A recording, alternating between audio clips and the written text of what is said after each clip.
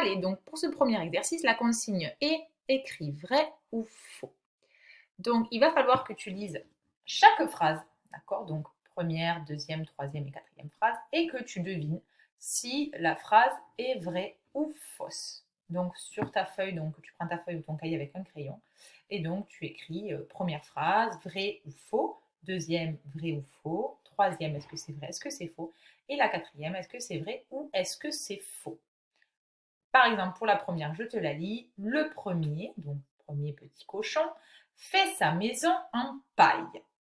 Donc à toi de deviner, est-ce que c'est vrai ou est-ce que c'est faux. Bien entendu, essaie d'expliquer pourquoi. Pourquoi c'est vrai et pourquoi c'est faux. Allez, on se retrouve ensuite pour la correction. Vas-y. Allez, on corrige. Donc, le premier fait sa maison en paille. Bien sûr, c'est vrai. Le premier petit cochon fait bien sa maison en paille. Le troisième fait sa maison en épines. C'est faux. Pas du tout. Il ne fait pas sa maison en épines. On va voir un peu plus loin en quoi il a fait. Le premier fait sa maison en briques. C'est faux aussi. Puisque le premier, on avait dit que c'était vrai, il fait sa maison en paille. Et pour finir, le troisième fait sa maison en briques. C'est vrai. Bravo si tu avais tout trouvé. On continue. On va maintenant passer à un exercice que tu connais bien. En fait, tu as des phrases, d'accord? Tu as deux phrases et tu vas devoir donc compléter les phrases avec les mots qui manquent. Donc, tu as les mots premier, paille, cochon et brique.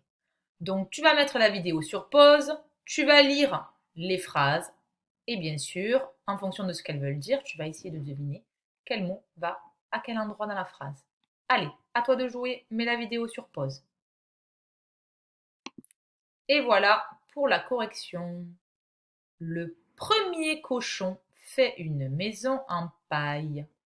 Le troisième cochon fait sa maison en briques.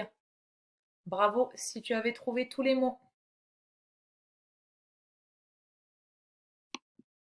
Allez, on termine avec cet exercice. Remets les étiquettes dans l'ordre pour faire une phrase. Donc tu as ici plein d'étiquettes, d'accord, avec des mots. Et toutes ces étiquettes, elles sont mélangées. Donc je te lis par exemple pour la première les étiquettes. Marmite tombe dans le la loup. Voilà, tu vois bien que ça ne veut strictement rien dire. Donc ça va être à toi d'écrire en dessous la phrase, d'accord, qui correspond donc à toutes ces étiquettes, que tu vas pouvoir faire avec toutes ces étiquettes. Bien sûr, il faut que tu les utilises toutes, sinon ça ne marche pas. Pour t'aider, rappelle-toi qu'une phrase commence par une majuscule et qu'elle finit par un point.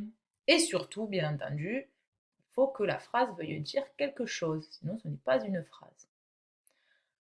Ici, tu as exactement le même exercice, sauf que du coup, ce sera d'autres étiquettes. D'accord? Et ce sera à toi d'écrire la phrase en entier en dessous. Allez, tu mets la vidéo sur pause, on se retrouve pour la correction.